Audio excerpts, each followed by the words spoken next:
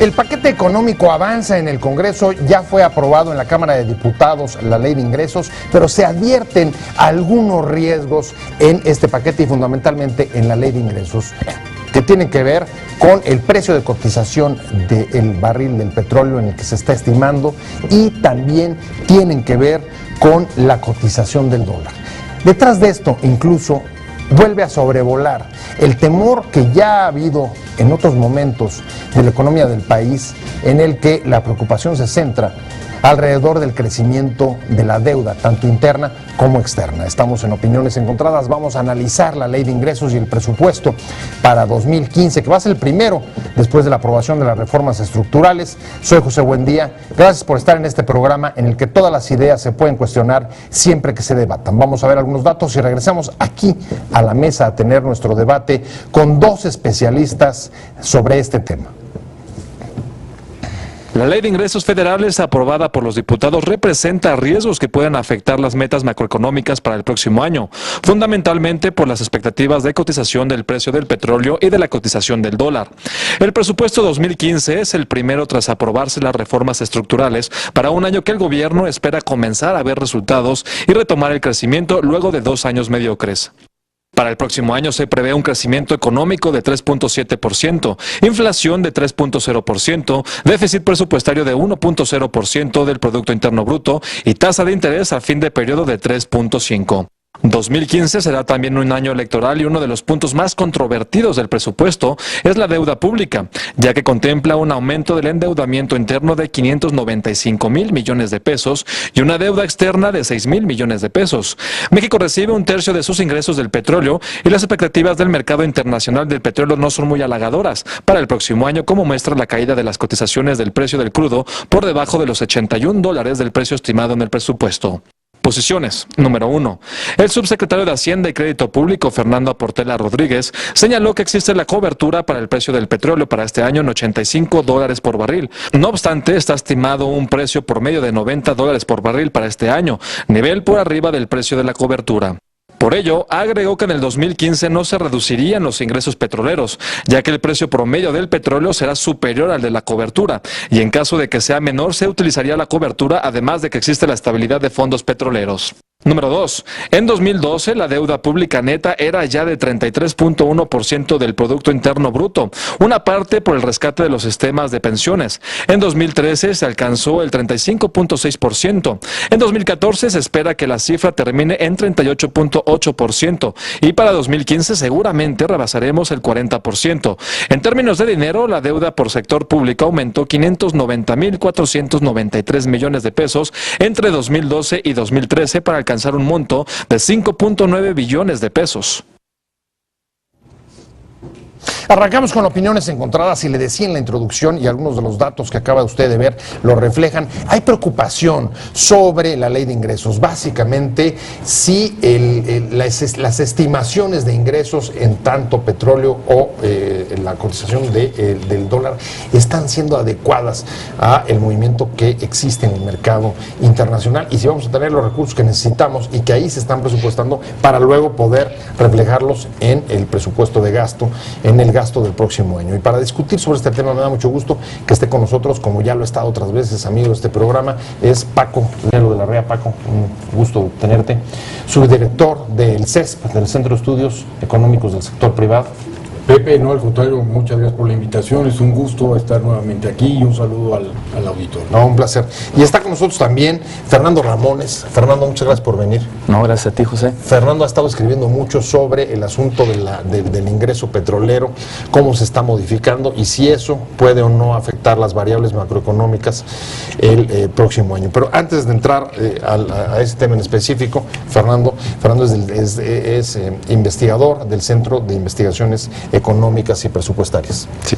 Antes de eso vamos a arrancar directo con un tema que Paco lo ha venido planteando ya aquí, tanto él como Luis Fonserrada, y es otra vez el fantasma de la deuda, que en algunos momentos de la historia de este país ha sido casi un cataclismo. Vuelve a levantar, digamos, preocupación en el presupuesto de 2015 y ahí hay dos enfoques, Paco. Hay quien dice, la verdad es que no es tan grave, es manejable, incluso el incremento que se va a dar de deuda, pues no nos pone en riesgo, todos los países se endeudan, y hay quien dice, no, a ver, si vemos el crecimiento que ha habido de 2012 para acá, pues podemos estar en 2015 arriba del 40%. ¿Cuál es tu visión al respecto? Bueno, como sabemos, la deuda es un instrumento de obtener recursos hoy, digamos, cuando se adquiere la deuda el día de hoy, para inversión principalmente, y la idea es destinar esta deuda a inversión productiva que en el futuro aumente la capacidad de crecimiento de la economía o de una empresa, que es el ejemplo, digamos, más sencillo. Una empresa se endeuda para invertir en maquinaria y equipo y poder expandir su producción. Lo mismo hace una economía en el agregado.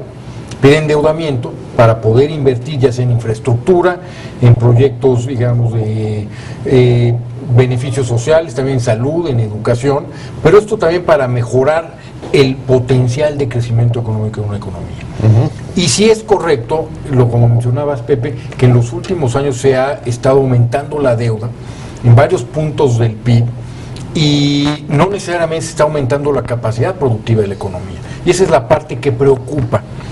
O sea, no es la deuda en sí, sino que lo que nos estamos endeudando no se refleja en que se está expandiendo mayor capacidad para generar recursos. Esa es una parte importante de la preocupación. Muchos de estos recursos están usando en programas públicos, muchas veces necesarios, pero es fundamental, si es deuda, deberíamos de dedicarla para expandir la capacidad productiva de México. Y la generación de empleo, por supuesto, ¿no? No olvidemos que la inversión pública es un complemento de la inversión privada. Para detonar mayor inversión pública hay que invertir fuertemente en infraestructura, en puertos, en carreteras, y en esto, cuando nos comparamos con otros países, la conectividad de México, por ejemplo, comparado con Corea del Sur o con Estados Unidos, es muy deficiente. Muy deficiente nuestra conectividad. Tenemos, si no mal recuerdo, 40 puertos en México, cuando los Estados Unidos casi 600. En oleoductos, por ejemplo, Estados Unidos tiene cerca de 300,000 kilómetros de oleoductos, aquí tenemos 15,000. En gasoductos, Estados Unidos tiene más de 500,000 kilómetros, y en México tenemos apenas 15,000. Fernando, llevo la pregunta, digamos, a la puntualización del presupuesto de 2015. ¿Es un riesgo o hay un riesgo del endeudamiento que se está proponiendo, sí o no, y por qué? En el presupuesto en específico, en el 2015. Pues sí, podría ser un riesgo, en el sentido de que podría ser al final del sexenio insostenible, ¿no? O sea, o sea, lo que te preocupa no es 2015, sino la acumulación. Sí, claro. Es decir, si en después de 2015 hay una corrección, eso ya no le quitaría impacto. Pues en este caso, si se aumentara la productividad, claro que sí le quitaría impacto. Entonces, que pudiéramos compensar el endeudamiento con el aumento de productividad que menciona Francisco, ¿no? Ahora, en particular, en el 2015, ¿el endeudamiento que se propone es una amenaza para las variables macroeconómicas o no? No necesariamente. Digamos, tenemos un nivel de deuda respecto a nuestro PIB de cerca de 40-41%. Comparado con otros países, sí es comparativamente menor. Lo importante es la trayectoria futura de crecimiento de la deuda, porque si el PIB está creciendo mucho más rápido que la deuda no es un problema. Claro. Hay un problema cuando la deuda crece más rápido que el PIB. Y entonces la pregunta es si el pronóstico de crecimiento del gobierno es adecuado o no, y si la deuda está creciendo en proporción o no al PIB. Y ya vemos que está creciendo un poco más rápido que lo que está creciendo nuestro PIB. Entonces, un poco como decía Fernando, en el mediano y largo plazo eso puede hacerse insostenible. A ver, entonces déjame complejizar todavía más la discusión. En el eje de deuda y desarrollo de capacidades y crecimiento del PIB, agrega la cotización del precio del barril del petróleo, las perspectivas de que se reduzca en el mercado internacional y el incremento o la compensación a través del precio del dólar. ¿Cómo ordenarías estos factores y qué riesgos ves ya cuando los pones todos? Bueno, el riesgo principal es que estemos en un ajuste de precios del precio de barril, ¿no? ¿Por qué? Porque ahorita Estados Unidos está siendo un productor más de la producción global del petróleo, ¿no? Ahorita está produciendo aproximadamente 8.9 millones de barriles diarios. Entonces, eso lo une con los grandes productores de petróleo de la OPEP, entonces puede cambiar la dinámica, ¿no? Y asimismo se está viendo también una correlación en que antes el precio del dólar era débil y el precio del petróleo era fuerte, ¿no? Era caro, ¿no? Se podría decir arriba de los 100. Y ahorita estamos viendo una baja en el precio y un fortalecimiento del dólar, lo cual también podría afectar, ¿no? en lo que es el precio de la mezcla. Ahora, ¿cómo nos afecta a nosotros en concreto, Paco? Porque ya salió el subsecretario Portela a decir, tenemos mecanismos, es decir, desde la cobertura y luego el fondo petrolero. Entonces, en 2015, por lo pronto, aunque el precio del petróleo, que ya cayó incluso en los últimos días, bastante más abajo de lo que lo que recoge la estimación del presupuesto para 2015, creo que se llegó a 75 o 76 dólares por ahí. Sí. Dice, eso no será un problema porque tenemos las coberturas. ¿Es cierto o no es cierto? Bueno, si tienes una cobertura que, digamos, te compensa en caso de que el precio del petróleo esté por abajo de lo programado, tienes una compensación. Pero no tenemos una cobertura contra el dinamismo económico global. Porque al final de cuentas, una caída fuerte en el precio del petróleo estaría relacionada con un debilitamiento de la economía mundial fuerte. Y lo estamos viendo en cómo ha estado la bolsa de valores del mundo, las bolsas de valores, de una gran volatilidad y fuertes caídas por el débil crecimiento y la expectativa futura de crecimiento, sobre todo en Europa, y que puede contaminar el crecimiento mundial. Entonces, contra eso no tenemos una cobertura. Si hay una fuerte desaceleración económica, pues vamos a tener un menor dinamismo económico, y eso, a final de cuentas, debemos de protegernos también con eso, o contra eso, teniendo un presupuesto y un gasto prudente. ¿Cómo lo harías tú? ¿Cómo, en efecto, frente a una eventual recesión o menor crecimiento, como se le quiera llamar, de la economía global, cómo logras encontrar cierta forma de compensarte o de prevenir en el presupuesto 2015? Pues en principio habría que esperar, ¿no? Porque todavía tenemos una ronda 1 que se está discutiendo y que podría tener buenas perspectivas en el siguiente año, ¿no? En el ejercicio oficial, el cual no se está tomando en cuenta en la ley de ingresos de la Federación. Entonces, pues por ahí es un tema, ¿no? El otro tema es que precisamente, o sea, no sabes si el tipo de cambio va a subir o va a bajar con los 13.40 de lo que está hablando el gobierno y estimando. Entonces hay que protegernos de ese dinamismo de la economía que podríamos tener, o esa caída en el dinamismo que podríamos tener. Entonces todo es una cuestión de protegernos en caso de una contingencia como esa, de una recesión en Europa, un problema que se agrave entre Rusia y la Unión Europea y así sucesivamente. Pero Fernando menciona la ronda 1. ¿Cómo te proteges de la ronda 1? Si inclusive puede convertirse incluso en una zona de riesgo. ¿Cómo lo ves, Paco? Sí, digo, yo creo que tiene que el gobierno pensar bien el menú, digamos, de los pozos que va a licitar, para que sean lo más atractivo posible y lo menos riesgoso ante el escenario que estamos viviendo, de inseguridad en muchas zonas del país, ¿no? Entonces ahí sí es una planeación estratégica de tener una buena selección de pozos para atraer la inversión que necesita el país, ¿no? Y entonces yo creo que ese es el paso fundamental, ¿no? Una selección estratégica que sí permita atraer inversiones que complementen la inversión pública. La licitación que hará el gobierno para atraer la inversión después de la reforma energética. Este va a ser el primer presupuesto después de la aprobación de las reformas estructurales, y se da en un contexto difícil, Fernando. Por un lado, una desaceleración internacional, un ajuste del precio del petróleo, y hoy mismo decía la autoridad energética que México, frente a esa situación, tendría que crear su propio modelo energético. Explícanos qué significa nuevo modelo energético y cómo se entiende eso sobre ronda 1. Pues podría ir dirigido a la forma en que se opera el Fondo Mexicano del Petróleo. ¿En qué sentido? En que en Noruega, por ejemplo, el fondo que ellos manejan va dirigido en inversiones estratégicas, ¿no? Que vaya a aumentar las pensiones y mejor que la calidad de vida de los noruegos, ¿no? En el caso de México, no solo va a estar dirigido en el ahorro de largo plazo, sino también se va a dirigir a fondos de estabilización para los ingresos petroleros, para inversión en energías sustentables, para proteger el presupuesto de egresos Federación en un 4.7% del PIB.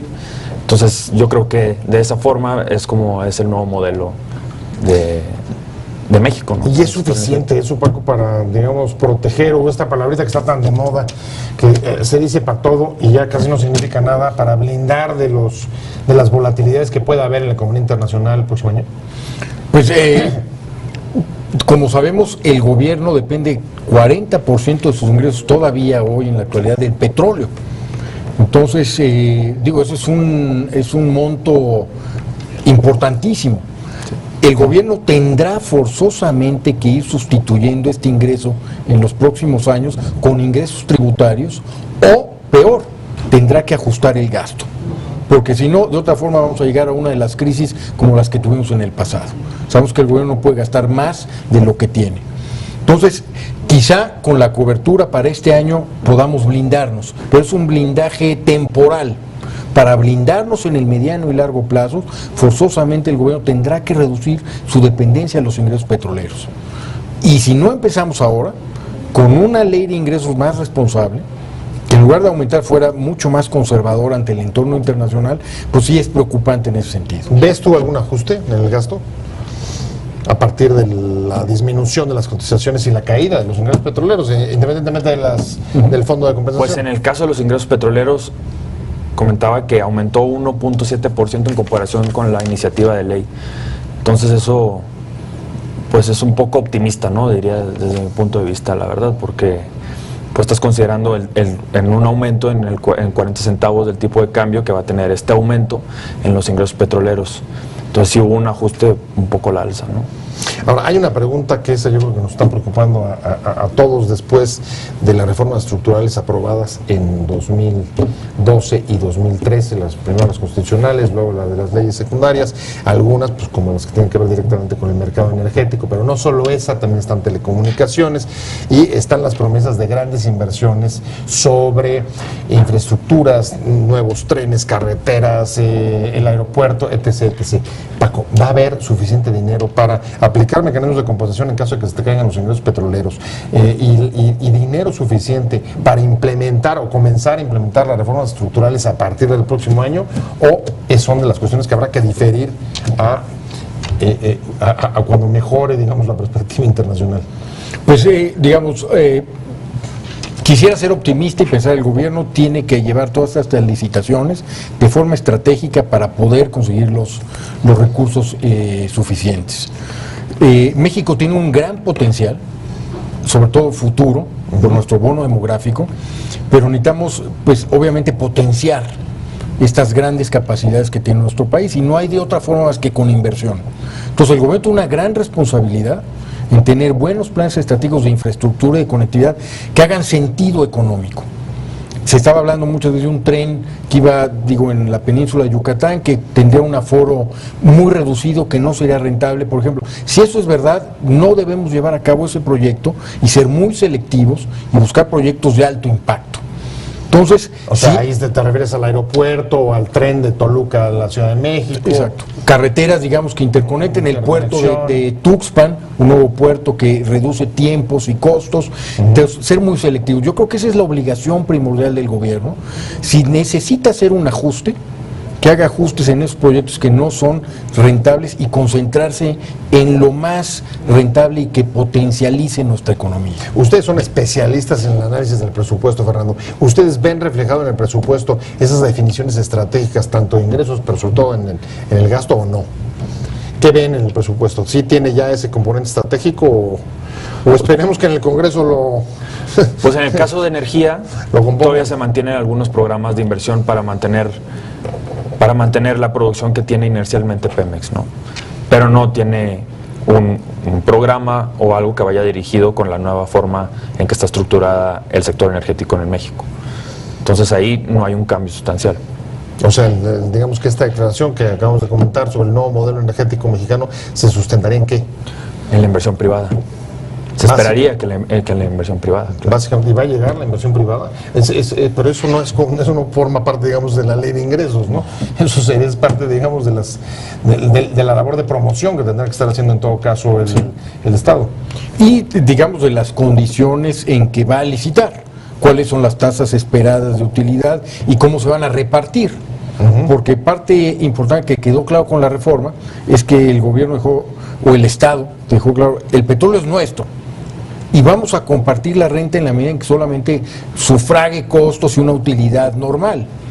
Entonces, lo importante va a ser si eso es o no atractivo para las grandes empresas petroleras. Pero ya pusieron un dato, dijeron, a ver, tal como está la ronda 1 a un precio de 80 dólares por barril, no es atractivo o sería mucho menos rentable. ¿Ustedes creen eso o no? Pues se está discutiendo, ¿no? Que si 80 dólares por barril sea un punto de equilibrio para las empresas petroleras. ¿Y tú qué crees? ¿Cuál es el punto de ustedes? Pues en el caso histórico, sí ha habido un aumento de producción aun y cuando los precios están bajos. Entonces existe la oportunidad de que sí haya inversión por parte de la industria petrolera. O sea que esa puede ser parte, digamos, de los rejuegos de expectativas de inversión. Paco, ¿tú coincidirías con Fernando o No, traes otro punto? yo creo que sí. Ahora, recordemos que hay muchos tipos de pozos petroleros. Yo creo que ese precio y digamos la explotación de México del shale gas, el gas de lutitas o el petróleo de lutitas, yo creo que no es viable a ese precio. Y además por las condiciones en que, digamos, se encuentra la inseguridad en la frontera norte. Otros pozos es rentable. Digamos, aguas profundas quizá no. Aguas someras seguramente 80 dólares es muy rentable. Entonces depende de los tipos de pozos, ¿no? Yo creo que la gran preocupación debería ser, queríamos o pretendemos detrás de la reforma energética también innovar y desarrollar un nuevo sector que es toda esta parte de lutitas. Pero fíjate, entonces, como que en este precio quizá no sea tan favorable en el corto plazo esa industria. Pero fíjate qué contradicción o qué paradoja, ¿no? Quizá la definición sobre los pozos estratégicos o el shale gas sería donde sean más accesibles, donde costaría menos extraerlos. Y ahí es, si nos vamos sobre todo hacia la superficie, hacia el territorio nacional, puede coincidir con algunas de las zonas donde haya más inseguridad. Y entonces lo que viene a convertirse en un obstáculo no son las aguas profundas, sino la inseguridad. ¿Lo están viendo así ustedes? No, todavía estamos esperando los resultados de la ronda 1 y ver qué decisiones van a tomar la industria petrolera, ¿no? Y asimismo Pemex o las empresas productivas del Estado en este caso. Entonces todavía falta esperar el primer trimestre del 2015 a ver cómo realmente se da este dinamismo, ¿no? Entre la inversión privada y el sector público. O sea, digamos que ustedes todavía mantienen expectativas, ustedes ven la inseguridad como un factor que pueda frenar incluso una buena definición estratégica, Paco.